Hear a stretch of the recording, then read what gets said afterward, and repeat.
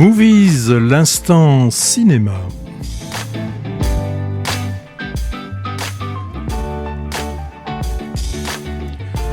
Nouvelle émission de Movies, votre émission sur le cinéma en salle, émission animée par Hervé Brie. Bonjour. Bonjour à tous, bonjour Patrick.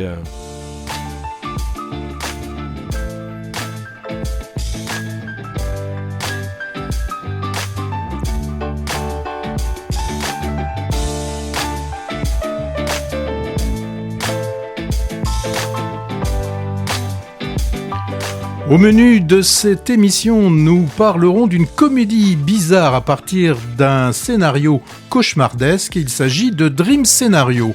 Ensuite, nous évoquerons une nouvelle nuit américaine et ses making-of. Lorsqu'un couple essaie la polyphonie amoureuse, ça donne amour à la finlandaise. Et quand une pauvre petite fille s'éprend d'une star, ça donne Priscilla.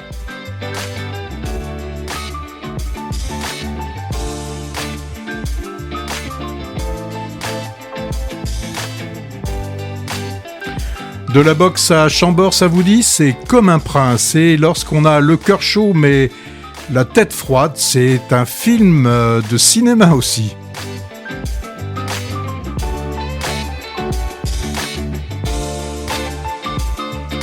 Et nous évoquerons un conte contemporain qui nous revisite La Belle et la Bête. Et le film, c'est L'Homme d'Argile. Et oui, et si on mixe tous les titres au programme, ça nous donne aujourd'hui le making-of d'un scénario de rêve. L'homme d'argile, face à la proposition d'amour à la finlandaise de Priscilla, garde la tête froide, mais le reste chaud et vaillant comme un prince. Alléchant, non ? Pas mal pour ce début d'année 2024. Alors, tu veux changer le nom de la rubrique deuxième couche, tu m'as dit ? Oui, je trouve qu'on pourrait trouver un autre terme. Bon, et dans le viseur, on le change aussi ? Non, dans le viseur, on le garde. Et dans le viseur, c'est le moment où on vous parle des films qui nous donnent envie et qui sortiront dans les semaines qui suivent.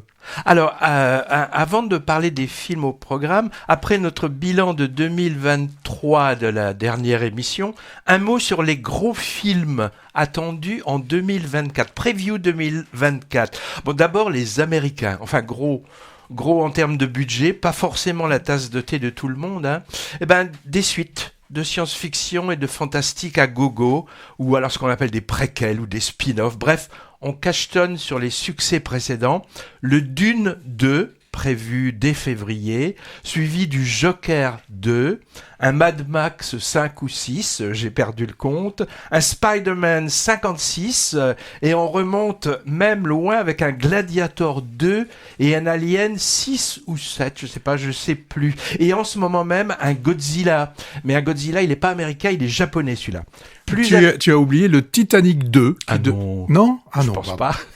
Plus appétissant est attendu le projet de science-fiction longtemps mûri depuis les années 80 de Francis Ford Coppola qui s'appelle Megalopolis avec casting grand luxe dont Adam Driver. On en bave d'avance. Côté français, on prend les mêmes histoires et on recommence. Un autre conte de Monte Cristo avec Pierre Ninet aura des chances de remplir les salles, puisque Alexandre Dumas marche du tonnerre, pourquoi se priver ? Et aussi, Patrick, un autre Emmanuel. Oui, pour les plus jeunes d'entre nous, le premier Emmanuel... C'est pas celle qui... Non, ils ont changé. Le premier Emmanuel est un soft porno qui avait fait un malheur dans les salles en 74. Un film de Juste Jaéquin. Ouais, et avait beaucoup participé au boom des fauteuils de Rotin à l'époque. Là, étonnamment, tu sais qui s'y colle ? C'est Audrey Diwan, la réalisatrice de l'événement, derrière la caméra. Et devant... il y a Noémie Verland et Naomi Watts.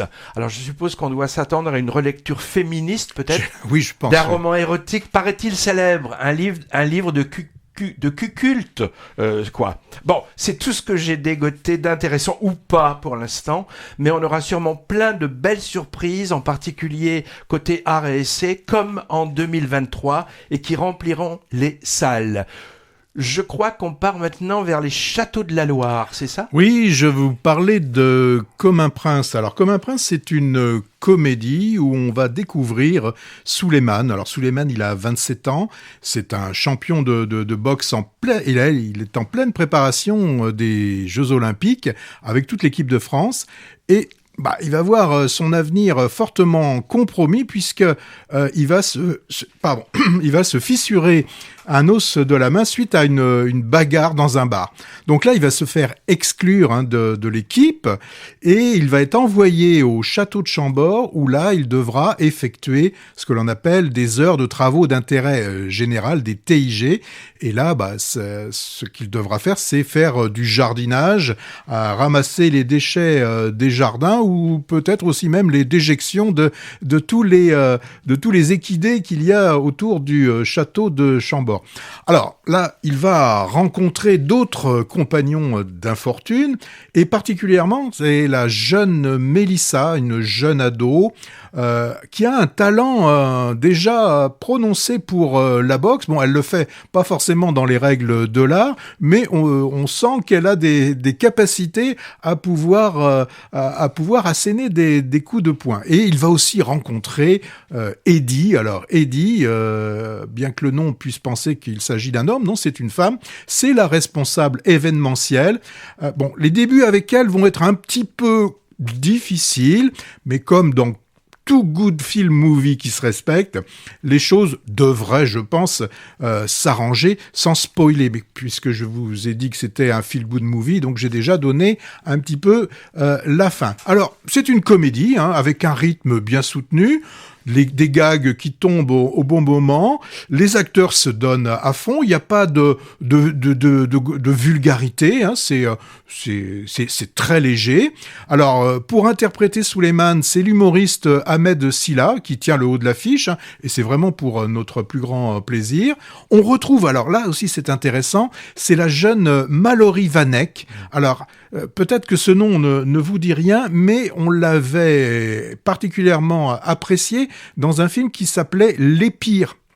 C'était l'an dernier. Et pour jouer Eddie, c'est Julia Piaton, qui est une actrice qu'on a plutôt vue dans des films comiques comme la série Qu'est-ce qu'on a fait au bon Dieu. Elle est déjà dans le cinéma dans le cinéma, elle a ses parents, en tout cas sa mère c'est Charlotte de Turckheim, donc voilà, et là dans le film, elle sait tenir tête au jeune Ahmed.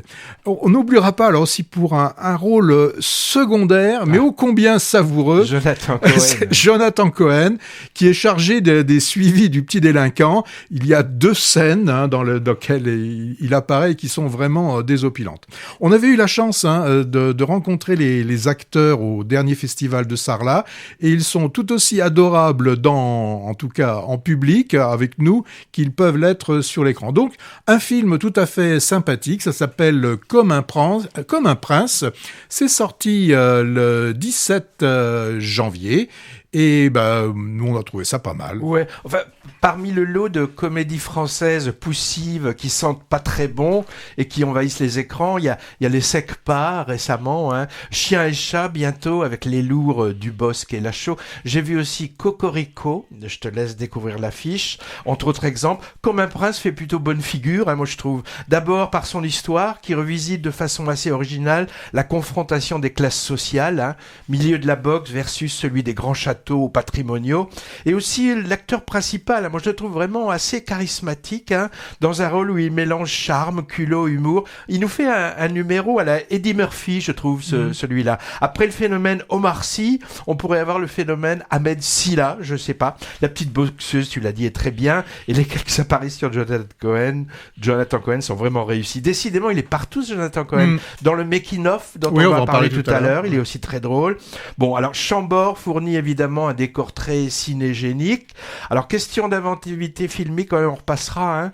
Et le scénario comporte quelques grumeaux quand même. Mais moi, j'ai souri, voire rigolé, sans arrière-pensée. C'est tout ce qu'on demande à une comédie pas bête, sans prétention. Quand même, autrement, moi... Montrer une fois de plus au cinéma la boxe comme une noble activité d'insertion, bof. Moi, je veux bien, mais des jeunes filles qui se tapent sur la gueule, je trouve pas ça très positif. Des mecs non plus. Hein. Oui, j'ai toujours eu du mal, en fait, avec les films qui magnifient la boxe. Parle-nous plutôt d'un film que je n'ai pas vu, donc un scénario de rêve, c'est ça ? Oui, bien, tu as manqué. Scénario de rêve, j'aurais dû en parler. Dream Scénario, pardon. J'aurais dû en parler avant car il disparaît des écrans. Il aurait pu s'appeler Nightmare Scénario, puisqu'il est plus question de cauchemar que de jolis rêves. On est plongé très vite dans une histoire kafkaïenne qui joue beaucoup sur la confusion entre le rêve et la réalité, et sans explication particulière. Tu sais, un peu à la manière du récent et atypique Vincent doit mourir, où le fameux Vincent, coupable de rien, se retrouvait victime expiatoire de la violence du monde. Je vais pas en dévoiler plus, Non. car ça paraît peu crédible à raconter, mais quand on rentre dans l'histoire abracadabrante contée dans Dream Scénario, elle fonctionne, et on compatit avec le personnage principal, prof à la fac, la cinquantaine un peu bedonnante, à la vie rangée, gentil mari, gentil père, à qui il va arriver plein de malheurs auxquels les médias vont s'intéresser. Curieux objet filmique, à l'intersection de la comédie, du film fantastique, du film social, de l'étude de mœurs, et peut-être aussi commentaire sur la drôle de carrière de l'acteur principal, le fameux Nicolas Cage, au parcours en dents de scie celui-là. Alors c'est un héros culte pour certains et c'est un bouffon pour d'autres, et il a vu son image lui échapper et être déformée par les réseaux sociaux celui-là. Il a fait pas mal de navets quand même au compteur, et s'est souvent montré assez space face caméra et hors caméra, mais il a été très bon. Moi je me souviens de ses débuts chez Coppola par exemple, c'est son oncle, chez les frères Cohen, Alan Parker, David Lynch par exemple. Tiens, j'ai noté un double lien avec un autre film dont tu vas nous parler tout à l'heure, c'est Priscilla. Nicolas Cage est aussi de la famille Coppola, donc je l'ai dit, c'est le cousin de Sofia, et sa deuxième épouse, il en est à sa 5e, a été Lisa Marie Presley, autrement dit la fille de Priscilla et Elvis. Étonnant, non, aurait dit Monsieur Cyclopède. En tout cas, là, en homme banal, dépassé par les événements avec une coupe de cheveux à la Gérard Jugnot ou Gad Merad, il est impeccable, mais on n'aimerait pas être à sa place. Le film m'a fait penser au travail d'un cinéaste américain un peu perdu de vue, qui s'appelle Spike Jonze, avec son scénariste des débuts, l'inventif Charlie Kaufman. Je pense à Dans la peau de John Malkovich ou Adaptation, il y a une 20aine d'années, et ce dernier d'ailleurs avec le même Nicolas Cage. Je sais pas si ça évoquera quelque chose à nos auditeurs. Les films, disons, c'est des films avec un point de départ totalement incongru, loufoque, à partir duquel se bâtit une histoire psychanalytique assez fascinante. Dans le cas de Dream Scénario, c'est le cas, et on peut le classer ça dans la catégorie des films barrés. Un des grands intérêts du film, c'est sa critique subtile et drôle du cirque médiatique, du monde de la publicité et des influenceurs par exemple. Ça donne des passages vraiment hilarants et très acides sur les travers de la société américaine contemporaine et donc sur la nôtre. Rayon bémol quand même. 2 scènes limites qui n'apportent rien et détonnent par rapport au reste. Un bref épisode de violence hyper graphique. D'accord, c'est court et c'est dans un rêve, mais quand même, ça secoue. C'est sans doute voulu, me direz-vous, et d'un seul coup on se dit tiens, on est dans un film gore. Et aussi une scène de sexe un peu too much, j'en dis pas trop. Elle est pas graphique du tout celle-là, les protagonistes restant habillés. Elle est plus auditive, voire olfactive que visuelle. Bon, c'est vraiment un peu trop sur le côté insistant du côté humilié du personnage principal. Bon, je suppose que ces 2 fautes de goût sont là exprès pour accentuer le malaise, mais j'ai trouvé ça maladroit. Le réalisateur de ce mélange de genres presque totalement réussi, c'est un Norvégien que tu connais, Patrick, Christopher Borgli. Ça doit t'évoquer quelque chose. Oui, on avait particulièrement apprécié son film précédent, Sick of Myself, plutôt radical, oui. Et qui dézinguait lui aussi les excès des réseaux sociaux. Ah, c'est le même réalisateur. Oui. Dans ce film, une femme cherchait à tout prix la renommée via Internet, alors que dans Dream Scenario, c'est un peu l'inverse. Le personnage voudrait bien redevenir anonyme et qu'on lui fiche la paix. Je voulais faire un petit aparté à propos de ce film. Dream Scenario est un film signé A24. Et A24, t'as peut-être remarqué ça, c'est un laboratoire de cinéma intéressant et qui gagne en notoriété. A24, c'est une petite compagnie américaine indépendante, enfin petite, elle grossit, qui produit et distribue des contenus pour le cinéma et la télé, spécialisée dans les films ou les séries atypiques qui flirtent un peu avec le ciné de genre et qui soutient des cinéastes un peu à la marge. On est souvent dans la catégorie horreur, polar, SF et autres, en version art et essai, on va dire. Alors avec des succès critiques et parfois publics et un noyau de fans. A24, c'est par exemple en 2023, 9 Oscars, dont 7 pour Everything Everywhere All at Once. Gros carton aux États-Unis seulement. Mais c'est aussi des ratés comme Beau is Afraid cette année, Gamelle mérité et boursouflé. Et en ce moment, Priscilla est un film A24 aussi. Si. Et bientôt, Pauvre créature de Yorgos Lanthimos, Dernier Lion d'or à Venise, ou Zone of Interest, qu'on mettra tout ça dans le viseur. Bref, compagnie de plus en plus en vue à suivre, car concurrente sérieuse face aux mastodontes Warner, Disney, etc. Du moins artistiquement parlant. Patrick, tu as pas l'air convaincu, mais pour te convaincre, Lamb, Close, Past Life, c'était A24. Voilà, c'était une petite digression. Donc il y a de tout, quoi. Oui, la série de Judith Godrèche en ce moment, la série Arte, Icon of the French Cinema, c'est aussi A24. Voilà.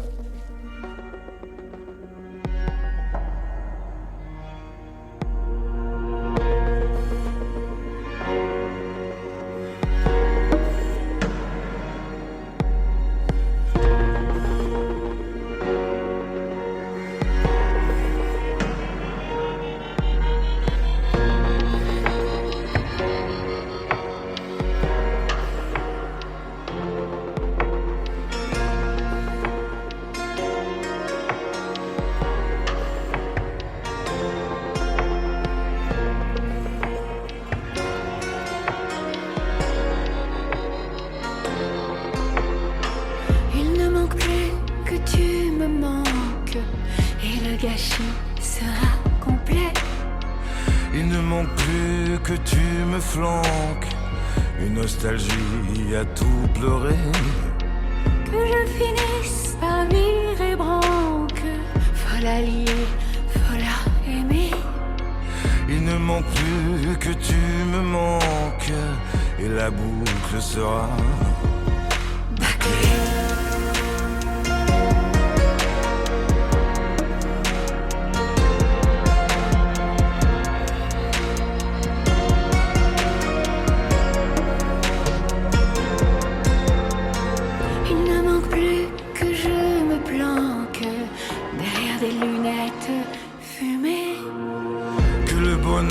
S'échappe avant que je l'ai senti arriver.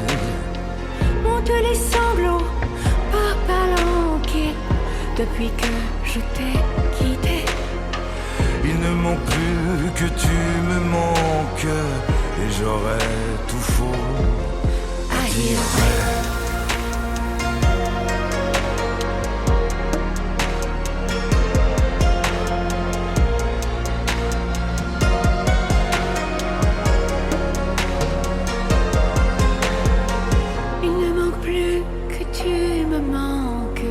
Et le fiasco sera total. Que ton absence pèse tant et tant, que la seule issue soit fatale. Me lancer au fond d'une calanque, dans un doux linceul d'eau bleutée. Il ne manque plus que je me manque, et j'aurais vraiment tout manqué.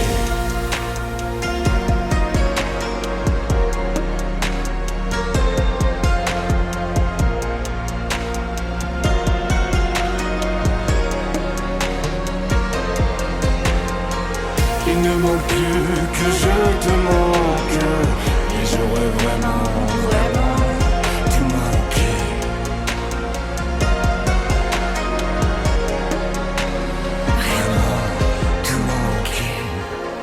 On aura reconnu peut-être les susurrations de Isabelle Adjani. C'est extrait de son dernier album sorti il y a quelques semaines. Elle s'est payé le gratin de la chanson française et un peu anglo-saxonne aussi, avec même des morts ressuscités pour l'occasion, comme Christophe ou Daniel Darc. Là, c'était un duo avec l'acteur-chanteur reconnaissable, à savoir Benjamin Biolay. Un des rares titres audibles de l'album, le reste est franchement robinet d'eau tiède de mon point de vue. Je parle de robinet d'eau tiède, mais là on va avoir, je crois, la tête froide. Oui, pour un thriller glacé réalisé par Stéphane Marchetti.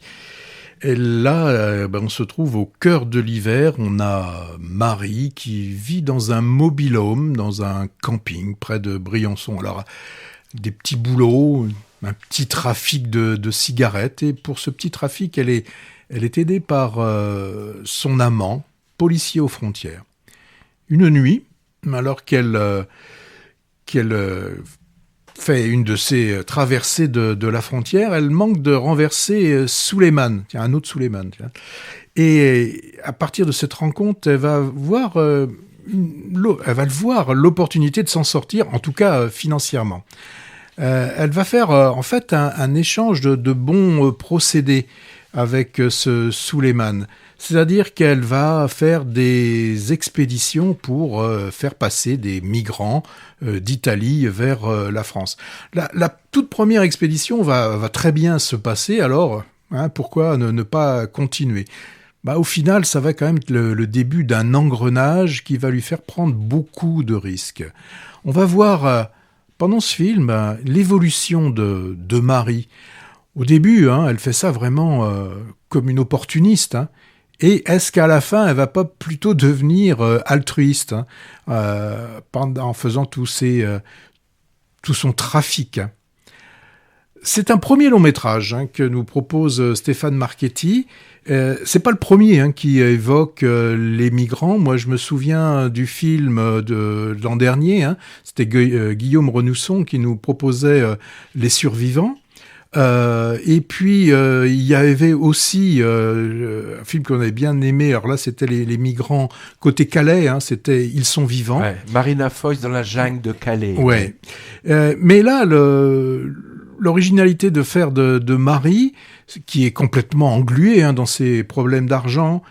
Alors, elle n'a pas que des problèmes d'argent d'ailleurs, elle a aussi un rapport assez conflictuel avec sa jeune fille. Donc là, ce qui est différent des autres films, c'est qu'au début, elle ne fait vraiment pas ça par charité chrétienne. Elle le fait vraiment pour trouver une solution pour résoudre son problème d'argent, c'est-à-dire qu'elle est devenue une passeuse où elle se fait payer pour ça. Alors, le réalisateur, il a, donc je l'ai dit, il n'avait fait que pour le moment que des documentaires. Il en avait fait un, lui aussi, sur Calais. Il avait fait en 2017 un documentaire qui s'appelait Calais, les enfants de la jungle. Et il avait fait aussi, alors là, il y a beaucoup plus de temps, en 2007, une chronique sur la bande de Gaza, donc qui est malheureusement dans l'actualité. Alors, en tant que les acteurs, les acteurs de ce film, on a Sahabo Baldé. Alors on l'avait vu, je ne sais pas si vous en souvenez, dans Twist à Bamako, l'avant-dernier film de Guy Diguian. Alors là, il est excellent, en jeune migrant. Et là aussi, on va se rendre compte que les migrants, c'est pas simplement... Les migrants illégaux. Comment ? Les migrants illégaux. Oui. Comment dire ? Ce ne sont pas que des numéros. Derrière chaque migrant, il y a toute une histoire. Et pendant ce film, on va découvrir, il va nous raconter un petit peu son histoire. Et ça fait un peu un parallèle avec un film qui est à l'affiche actuellement, dont on a parlé la dernière fois, Moi capitaine. Donc ce qui montre le film, c'est ça qui est aussi intéressant, c'est que il devient passeur, mais il rentre dans le système Voilà, c'est ce système de migration illégale fait que le migrant lui-même, à un moment donné, profite des autres pour vivre. Hein. Donc ça, je trouvais que le film était assez intéressant pour ça. Et celle qui illumine le film, c'est Florence Loiret-Caille. Elle est magnifique, sans aucun artifice. Elle nous incarne une Marie, écartée temporairement hein, de la vie. On voit qu'elle ne sait plus trop comment aimer simplement. Elle est merveilleuse dans le film. Alors pour resituer Florence Loiret-Caille, pour ceux qui auraient pu l'oublier, elle est celle qui était dans le Bureau des légendes, hein, la série de Canal+. Une des superviseuses des espions. Ouais. Bon, le décor est magnifique, hein, c'est la montagne. Alors c'est un décor magnifique et quand même assez inquiétant. Moi, je trouve que c'est un thriller parce qu'il arrive à nous tenir en haleine pendant les 90 minutes de ce film. Petite information complémentaire, Florence Loiret-Caille a obtenu le prix d'interprétation féminine au dernier festival de Sarlat. C'est quoi, c'est une salamandre qui donne, non ? Je sais plus. Alors le thème des migrants voulant traverser illégalement les frontières est très présent dans le cinéma contemporain. Beaucoup de cinéastes actuels s'emparent de ce problème politique et sociétal pour en faire des fictions qui sont souvent réussies. Bon, c'est pas nouveau, hein. Patrick, peut-être te souviens, il y a une quinzaine d'années, le Welcome de Philippe Lioré avec Vincent Lindon en maître nageur qui évoquait la traversée de la Manche. Ça m'avait beaucoup marqué. Et il y avait aussi Éden à l'ouest de Costa Gavras en 2008. Et plus Et plus récemment, tu les as cités, on a eu plusieurs longs métrages sur le sujet. Ils sont vivants, les survivants, l'italien, moi, capitaine. Et dans quelques semaines, Green Border, autre drame, cette fois à la frontière entre la Pologne et la Biélorussie. Alors, vu il y a quelques mois, moi j'ai un bon souvenir de La Tête froide, hein, ce portrait de femme en galère qui, pour s'en sortir, met le doigt dans un engrenage dangereux. Et surtout grâce au jeu très fin de Florence Loiret-Caille. Amours, avec un S, à la finlandaise.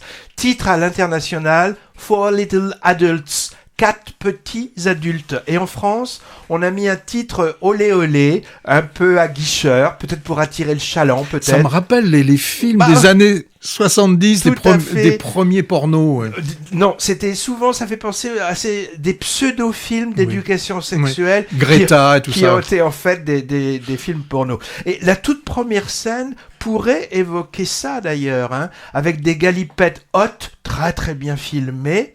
Et je me suis dit, pourvu que ça ne soit pas que ça. Mais ensuite, heureusement, c'est autre chose, d'assez subtil et profond et très contemporain. Tout est dans le S du amour dans le titre. Hein. Ce film est en fait l'étude psychologique des différents protagonistes autour d'une expérience de polyamour de la part d'un couple finlandais. Donc, lui, Mathias, pasteur, père et mari aimant, mais à la vie privée sentimentale plutôt délurée. Hein. Nos curés un peu coincés de ce côté-là pourraient en prendre de la graine. Hein. Elle, Julia, responsable au sein d'un parti politique, très amoureuse de son conjoint, un enfant d'une dizaine d'années et 2 hamsters. On apprend très vite que notre pasteur a une maîtresse, ce que sa femme va découvrir. Mais à partir de cette situation d'adultère classique, l'histoire va dévier et l'épouse va proposer un deal avec même un mode d'emploi. Bon, j'en révèle pas plus, mais disons que les choses apparemment simples dans le contrat passé entre les gens vont se compliquer petit à petit pour chacun des personnages, et d'autres vont apparaître en plus du trio de base. Tout ça donnera lieu à des discussions passionnantes entre eux, et les dialogues sont vraiment très bien écrits. La réalisatrice finlandaise s'appelle Selma Vilhunen. Elle a concocté une sorte d'hybride qui aurait pu naître de la collaboration entre 2 cinéastes nordiques comme elle, le suédois Bergman et le compatriote finlandais Aki Kaurismäki.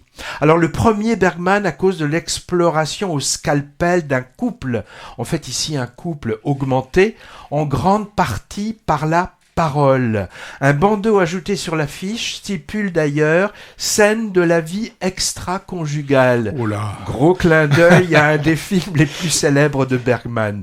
Et ce qui m'a fait penser à Kaurismäki, c'est d'abord l'actrice principale, Alma Pöysti, qui est également celle des Feuilles mortes, son dernier et magnifique film, et aussi plusieurs scènes de cabaret, karaoké et le soin apporté à la bande-son.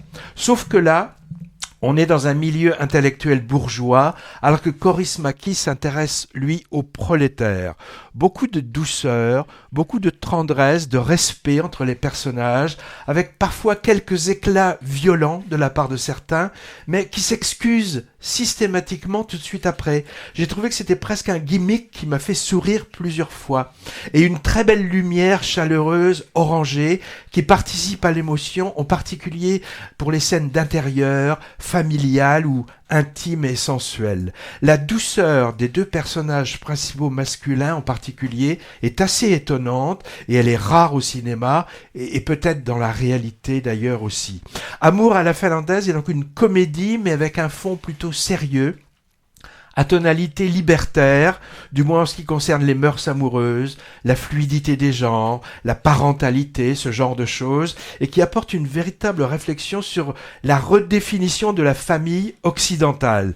Et à ce titre, la scène finale est vraiment très drôle. Moi, plus j'y pense à ce film, et plus je me dis que c'est un très beau film sur l'amour polyphonique.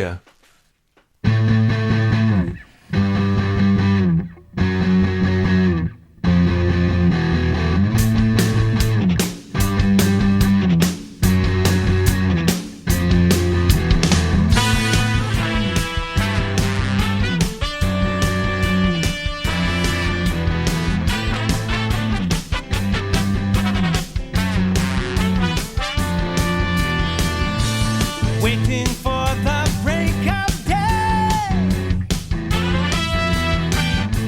searching for something to say, flashing lights against the sky, giving up, I close my eyes, sitting cross-eyed on the phone.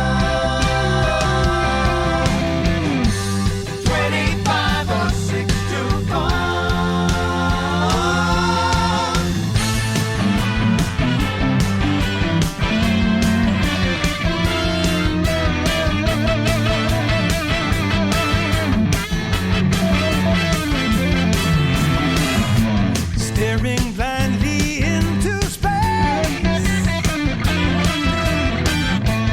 getting up to splash my face, wanting just to stay away, wondering how much I can take. Ooh, should I try to do some more?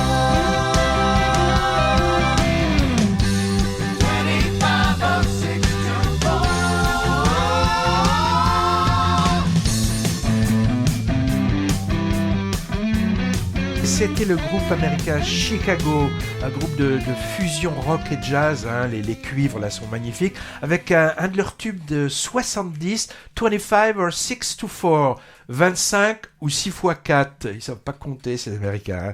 Ce morceau est entendu dans un film de super-héros de l'été dernier, The Flash. On l'a chroniqué dans Movies en juin, mais il n'était pas dans notre best-of de la dernière fois. Hein. Le morceau apparaît quand Bruce Wayne, Batman, arrive à l'écran. Les films Marvel et DC Comics recyclent pas mal de standards rock d'autrefois dans leur BO, ce qui est astucieux car ils sont souvent imparables. Ça flatte l'oreille des anciens comme moi et je trouve ça plutôt sympa parce que ça permet aux nouvelles générations de les découvrir. Alors maintenant un film français mais au titre anglais. Oui. Il y a quelques mois, c'était quoi ? C'était le procès Goldman que nous proposait Cédric Kahn. Et là, il change complètement de registre, puisque son making-of, je pense qu'au niveau genre cinématographique, c'est plutôt dans la comédie qu'on devrait le placer. Alors comédie, bon, un peu douce amère, oui, mais comédie, voilà, c'est pas mélodramatique, c'est douce amère. Alors le pitch du film, on a Simon, qui est un cinéaste connu et puis assez aguerri, et qui débute le tournage de son nouveau film, un tournage d'un film sur le combat contemporain d'ouvriers avec grève, assemblée générale, et puis derrière tout ça, une reprise potentielle d'une usine par ses employés. Un film finalement que l'on pourrait très bien voir réalisé par un Ken Loach ou par les frères Dardenne.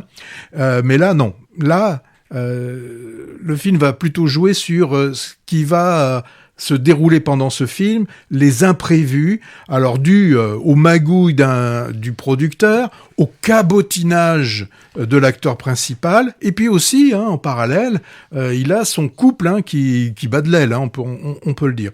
Bon, alors, ok, on l'a déjà vu au cinéma, le tournage d'un film. Alors, on peut citer, il y a longtemps, Chantons sous la pluie, avec les débuts du cinéma parlant. On a La Nuit américaine, qui est la référence, le film de François Truffaut. Ou plus récemment, on le voyait, c'était Vers un avenir radieux de Nanni Moretti. Alors, pourquoi faire un nouveau film sur un sujet qui est tellement rebattu ? Je pense que ce qui fait la différence de Making of avec les autres films déjà cités, c'est le traitement. Là, la caméra, habituellement, dans tous ces films, on voit des machinistes qui se déplacent, on voit comment se font un travelling panoramique et des choses comme ça. Dans La Nuit américaine, ils nous montrent comment on arrive à faire laper le lait au petit chat. Eh bien là, ce qui fait la différence, c'est que on ne voit plus que les comédiens qui sont en train de jouer leur film et qui jouent leur rôle. Et en faisant ça, ça nous fait oublier qu'on est en train de voir un tournage. On se retrouve dans la vraie vie des ouvriers, on oublie le tournage. Voilà, c'est que on rentre entièrement dans l'action et le seul moment qui nous ramène à une pseudo-réalité, puisqu'on est toujours dans un film, c'est le coupé. Là, ça nous fait revenir à la réalité. Donc, moi, je trouve que c'est assez malin de la part de Cédric Kahn. Et bien aussi, autre point intéressant du film, c'est ce qui se passe dans le film, c'est avec les magouilles du producteur. Là, il va se retrouver, le tournage va se retrouver complètement compromis, oui, puisque les caisses sont vides, et là, la productrice exécutive, alors, je rappelle ce que c'est qu'une productrice ou un producteur exécutif, c'est celui qui assure concrètement la fabrication du film, c'est lui qui est là et qui s'occupe de tout ce qui a qui est lié au droit du travail, aux conventions collectives et toutes ces choses-là. C'est vraiment... Contrairement au producteur tout court, qui est juste, qui donne de l'argent. Qui cherche l'argent, qui cherche l'argent. Et là, elle va devoir trouver des coupes dans le scénario, remplaçant certaines scènes par des ellipses, ce qui, je trouve, devrait être plus souvent fait dans certains films. Voilà, donc on voit tout ce travail qui est fait dans le cinéma, quoi. Le cinéma, c'est pas aussi simple que ça, comme on le voit justement dans la nuit américaine. Bon, alors, où j'en étais, ce que je voulais dire aussi, c'est que ces gens qui travaillent dans le cinéma, ce ne sont pas, je vais enlever le mot artiste, eux, ça les fait vivre, les techniciens. Le côté artistique, ils l'oublient un peu par moment, et c'est tout à fait normal, parce que à un moment donné, quand on leur dit, mais finalement, est-ce que certains seraient d'accord pour continuer le film quasiment gratuitement ou en étant payé plus tard, il y en a certains qui disent « Oui, mais moi, on vient pas me demander mon avis quand je suis en train de monter un projet jet de dos qui est complètement cassé. » Donc voilà, ça c'est quand même assez intéressant. Et donc, bien évidemment, Cédric Kahn fait un parallèle entre cette grève qu'il est en train de filmer et puis aussi ces vrais gens, ces vrais techniciens qui sont des travailleurs. Il y a autant, on peut parler du côté un peu artiste du réalisateur, les autres, ils sont là, ils font leur job. Alors, au niveau des interprètes, c'est Denis Podalides qui joue le rôle du réalisateur. Alors, lui, il est parfait dans le rôle du dépressif, mais qui va quand même tout faire pour reconquérir le cœur de sa femme et aussi de ses enfants. Et on retrouve le Jonathan Cohen dont on a parlé tout à l'heure pour le film Comme un prince. Là, il nous interprète l'acteur principal du film qui est en train d'être tourné. Alors là, au niveau du cabotinage, il est grandiose, hein. Il cabotine au carré, en fait. Ah, là, vraiment, c'est assez extraordinaire. Alors, bien sûr, hein, quand il se retrouve avec les acteurs, enfin, pas les acteurs, avec les techniciens, il reprend son rôle qu'il a de meneur, d'ouvrier de l'usine. Là, il se retrouve comme meneur des techniciens, sauf que certains lui disent « Ouais, c'est bien gentil, toi, tu peux peut-être rester 2-3 jours sans être payé, mais si on compare ton cachet au nôtre, voilà. » Donc, il est excellent là-dedans. Alors, une aussi, hein, dont j'ai parlé, c'est la productrice exécutive. Elle est celle qui a les pieds sur terre, c'est Emmanuelle Berco, et qui est vraiment juste dans son interprétation. Et je terminerai pour citer Stéphane Crépon, que l'on avait vu aussi, lui aussi dans le bureau des légendes. C'est le jeune, ça. C'est le jeune, oui. Alors lui, il est aussi, moi je l'avais bien aimé dans Peter von Kant. Et là, lui, c'est le jeune scénariste qui rêve de cinéma et qui va être le réalisateur du making-of, donc du film sur le film. Et bien évidemment, on reconnaît dans ce Stéphane Crépon, dans ce jeune, on retrouve forcément le jeune Cédric Kahn qui a commencé certainement le cinéma de cette façon. On n'oublie pas aussi, et là c'est Xavier Beauvois qui est celui qui joue le rôle du producteur, pas toujours très net. Moi, c'est un film que je recommande. C'est une comédie très agréable. Ouais, le cinéma au cinéma. Le film dans le film, quoi. Les dessous et les turpitudes du tournage d'un film.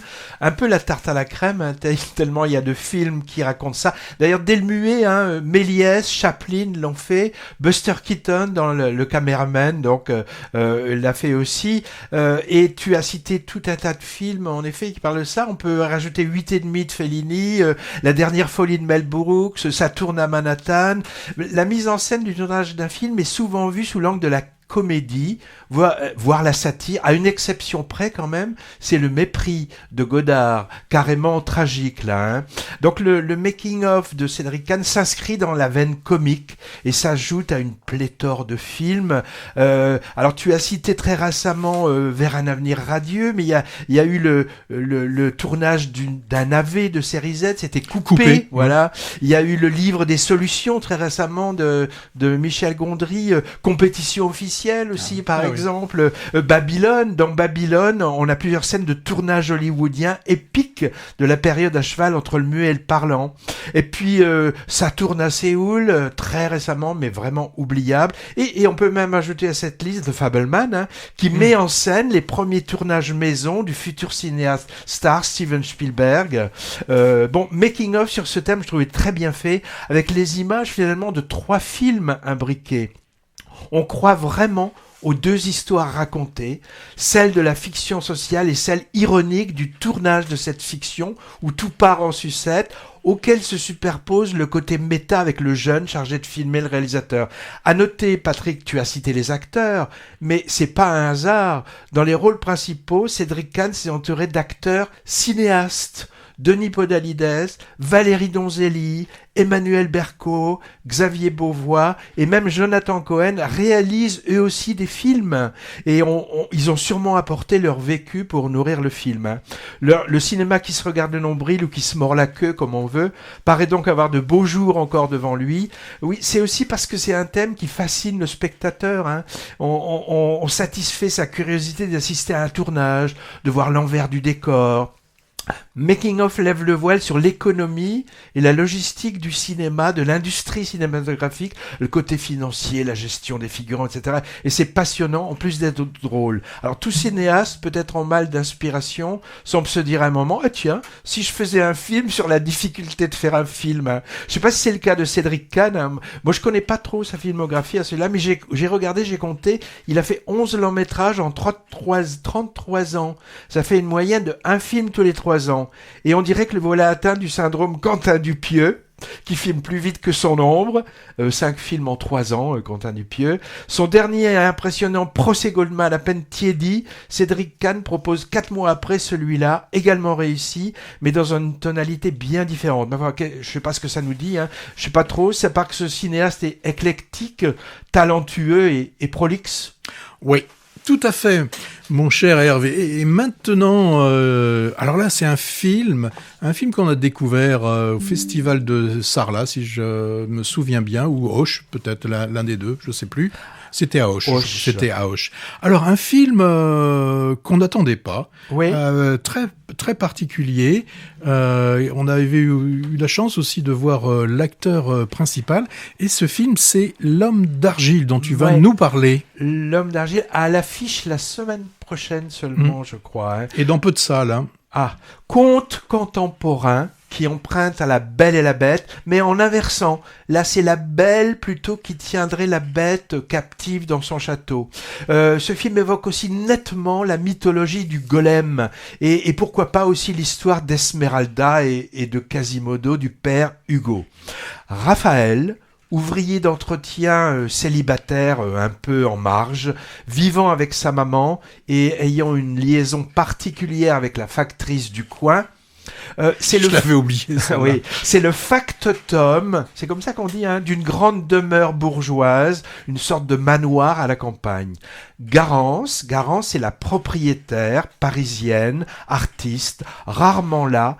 Elle débarque un soir à l'improviste, un peu déboussolée. Ça, c'est le début. Et après, il se passe de choses intéressantes qui méritent le coup d'œil. Là encore, comme dans Dream Scenario dont j'ai parlé tout à l'heure, un film difficile à classer, c'est ce qui fait son charme, embrassant plusieurs genres et plusieurs thèmes. Embrasant aussi. Bon. Comédie, conte pour adultes donc, film sur les classes sociales, commentaires sur la pratique artistique aussi, hein, musique, art plastique, comme passion et comme instrument de libération et comme arme de séduction aussi, hein. Et puis film sur la différence, on peut dire également, et mélodrame sentimental. Bref, un mix parfaitement original et très réussi. Et il y a en plus une satire du monde de l'art contemporain. Ça, c'est toujours plaisant, même si c'est facile. Mais satire gentille, quand même. Hein. C'est facile, mais il y a de sacrées idées, là. Oui, avec cette Chastelaine plasticienne qui fait un peu n'importe quoi, mais quand même, avec conviction et sincérité. Et son entourage snob aussi est allumé. Alors, il est allumé dans les deux sens. Hein. Ils sont un peu à l'ouest, mais le film se moque d'eux également. Hein. Alors, au casting, Emmanuelle Devos et la Châtelaine un peu perchée, actrice très présente sur les écrans en ce moment, pour le meilleur, en tragédienne dans Un silence, drame dont on a déjà causé et qui est encore à l'affiche, et elle est aussi capable du pire, hein, la comédie Noël joyeux, vite passée à la trappe et dont on a évité de parler. Autre premier rôle, Raphaël Thierry, alors remarquable, acteur au physique atypique, déjà aperçu avant dans de petits rôles, très investi dans plusieurs domaines. J'ai vu ça dans sa bio, artiste plasticien, écrivain, il fait de la scène aussi, il est musicien. Oui, il joue de la cornemuse. C'est ça, il a composé la musique du film et joue vraiment de la cornemuse comme son personnage dans le film. Alors il interprète ici un genre de Quasimodo impressionnant et touchant.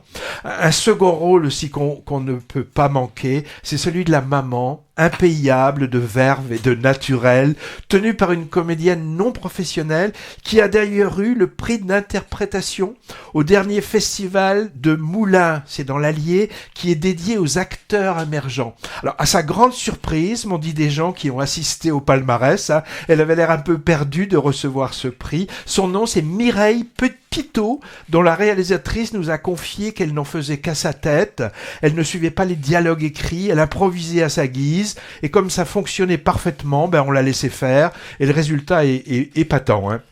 Plus aussi, donc, l'actrice factrice, pas piqué des vers dans quelques scènes crues assez étonnantes. L'homme d'argile est un bel objet inclassable, signé d'une réalisatrice et scénariste de 35 ans qui s'appelle Anaïs Tellen, dont c'est le premier long métrage, très maîtrisé pour un début et qui a fait le tour de plein de festivals déjà. Une remarque, Patrick, c'est une fille de... De qui ? C'est pas très reluisant. Karl Zéro et Desiderata, ça c'est des pseudonymes. Et elle a Frigide Barjot de Sinistre Mémoire comme tante. Il y a mieux comme parentèle, mais on choisit pas ses parents, on choisit pas sa famille, chantait Maxime Le Forestier. Un gonze mine de rien qu'à marier ma frangine, oui. Si je ne devais retenir qu'une scène de ce long métrage attachant, ce serait celle magnifique, émouvante et sensuelle en même temps, où une sculpture prend vie et qui donne finalement son titre au film. Patrick, toi t'as bien aimé aussi, je crois. Oui, je pense que tu as tout dit, et tu l'as bien dit, sur ce film qu'on a découvert, et c'est vrai que c'est un film assez étonnant et qui est inclassable, et c'est certainement ce qui fait justement son charme, le fait d'être inclassable. Le film, c'est donc L'homme d'argile, qui sort... le 31, le 24. Oui, qui sort bientôt, voilà.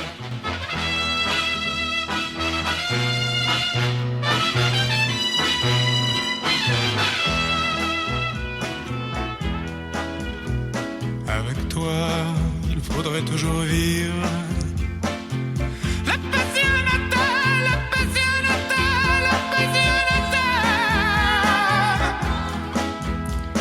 Avec toi, il faudrait toujours jouer la cocoméla, la comédia.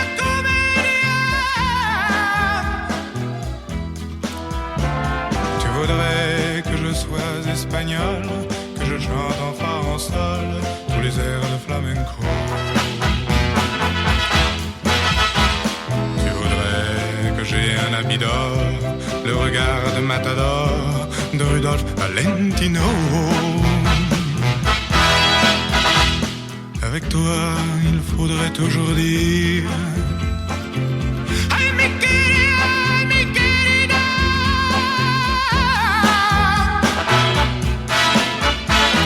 Avec toi, il faudrait toujours dire Oh, mi vida, mi vida, mi vida, mi vida.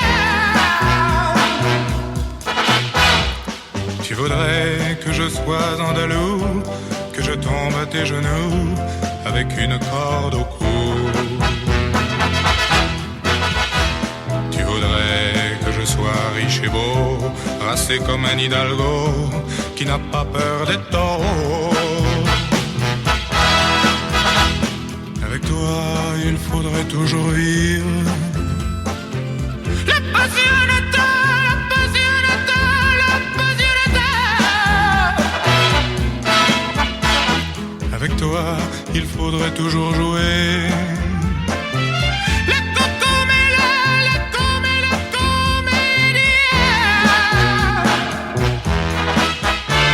Mais je suis né porte des lilas et j'ai la passionata sur les fortifications. Je n'ai pas de châteaux en Espagne, mes pays sont de cocagne, je travaille chez... Oh non!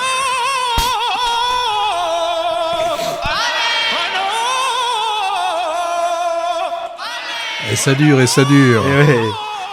Alors, on en remet une couche de clin d'œil hommage à Guy Marchand avec la Passionetta, premier succès datant de 65 du regretté comédien crooner parodiant ici un Hidalgo d'opérette. J'ai vu le clip, on disait Scopitone à l'époque, hein. Avec Henri Salvador en invité, c'est assez croquignolé. On vous parlera de Priscilla, vous l'aurez certainement en bonus, car nous approchons de la fin de l'émission et comme à l'accoutumée, nous allons vous parler des films donc coup de cœur, ceux pour lesquels on passe une deuxième couche. Allons-y. Ouais, alors moi, capitaine, l'Odyssée de deux jeunes Sénégalais tentant de joindre les côtes européennes, c'est un film italien. Un silence, drame familial à partir d'un secret de famille qui est révélé.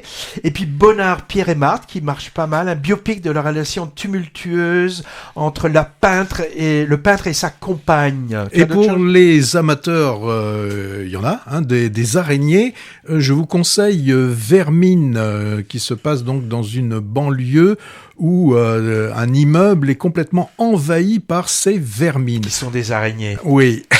Alors, il y a également L'Innocence, hein, forcément. L'Innocence, merveilleux film de Koreeda. Là, c'est le coup de cœur du moment, en tout cas pour moi. Toujours à l'affiche, mais il faut vérifier hein, quand même, je pense, c'est Winter Break. Là, film... Oui, très, il reste, il tient bien. Très film années 70. Américain, ouais. Américain, donc sur la partie orientale des États-Unis, hein, vers Boston. Très beau film aussi d'une émotion, c'est Past Lives. Coréen. Très, très, très beau film. Dans le côté asiatique, hein, un troisième après L'Innocence Past Lives, toujours à l'affiche, le film de notre Wim Wenders préféré, c'est Perfect Days. Les colons, western chilien qui nous montrent comment les populations indiennes de la Terre de Feu ont été civilisées, entre guillemets, au début du XXe siècle. Et j'ai vu qu'à notre cinéma, un de nos cinémas préférés au Jean Eustache, on reprend des petits films qui sont très bons. La fille de son père, Fremont, Levante, un Iranyanji, un Français, un Américain, un Brésilien et un Chinois. Oui, un Yanji, on en avait parlé déjà. Donc, juste pour resituer, film genre Jules et Jim, mais se passant dans la Chine contemporaine, à la frontière avec la Corée du Nord. Alors, pour tous ces films, voyez nos podcasts des émissions précédentes, l'instantciné.fr, pour commentaires sur ces films. Et on peut noter quand même donc des ressorties, des sessions de rattrapage des films de 2023, réseau UGC, 25 films, et réseau AFKE, Association Française des Cinémas Arts et Essais, 16 films. UGC qui a déjà commencé à dire reprogramme des mastodontes, Astérix, Super Mario, Barbie, je vois pas l'intérêt à part d'engranger de nouvelles recettes, mais aussi d'autres, hein, Babylone, Je verrai toujours vos visages, etc. Et certains peu vus comme tard. À noter quand même, alors ça c'est un peu dommage, 11 films en commun dans ces deux listes à la même date. C'est pas très futé, ils auraient pu s'arranger autrement. Alors il y a ceux qui sont attendus, Anatomie d'une chute, Règne animal, mais aussi, et c'est tant mieux, deuxième chance pour de belles choses plus pointues, comme Chien de la casse, Les filles d'Olpha, The Quiet Girl, etc. Donc, choisis ton camp, camarade. Voir le même film de 2023, soit dans un multiplex UGC sous bannière Figaro qui sponsorise, soit dans une salle Art et Essai de proximité sous bannière Télérama et AFKE. Attention, tous les films ne sont pas proposés dans tous les cinémas. Regardez bien la programmation de votre salle préférée jusqu'au 23 janvier, donc, hein. Le viseur. Oui, et puis dans ce cadre des festivals du style Télérama, ça permet aussi de voir quelques avant-premières. C'est vrai. Par exemple, je pense à May December. Dernier film avec Nathalie Portman et Julianne Moore qu'on met dans notre viseur, celui-là. Hein. Qu'est-ce qu'il y a dans le viseur? Alors, Le Voyage en pyjama, ça te dit? C'est le dernier film du vétéran Pascal Thomas. Hein, celui des Zozos des années 70. J'ai juste vu le film annonce, ça m'a pas donné forcément envie. Bon, Pauvre créature, on en parle pas mal. Hein. Oui, beaucoup, bande-annonce ébouriffante pour ce long-métrage qui paraît très baroque par le grec Yorgos Lanthimos avec Emma Stone. Stella, une vie allemande. Je triche un peu, je l'ai vu, peut-être qu'on en parlera la prochaine fois. C'est de la tragédie. Tu as dit May December, un coup de dé. Hein. Pourquoi pas le thriller de Gabriel Non. Non, il y a une différence, c'est de que... Yvon Attal. Alors, Yvan Attal, il y a une grosse différence avec Gabriel Ouais. Attal, c'est que Gabriel Attal n'a qu'un seul T. Ah, ça, d'accord. Je Et crois qu'il y tu a- avais pas du tout aimé le film précédent de Gabriel Attal. Oh je non, crois. non, non, les D'accord. choses simples, je crois. C'est ça. Quelle Le horreur. dernier des Juifs, Agnès Jaoui, dans un drame apparemment. Moi, je veux parler aussi du Limier. Alors ça, je vais retourner Mankiewicz. le dernier film de Mankiewicz, un superbe duel opposant Michael Caine et Laurence Olivier. On en parlera peut-être. Et je signale, ça n'a rien à voir, mais l'expo Agnès Varda à Paris à la Cinémathèque dure encore une semaine jusqu'au 28, je crois. Eh bien, il est temps de dire au revoir. C'est le signal, ça. Ben hein. oui, ça y est, il a compris, c'est arrivé jusqu'au Mais cerveau. je voulais parler des festivals. Ce sera en bonus, alors. Ce sera en bonus, certainement. Un tout petit topo festival en bonus. À bientôt. Oui, on vous dit à bientôt et amusez-vous bien dans les salles de cinéma.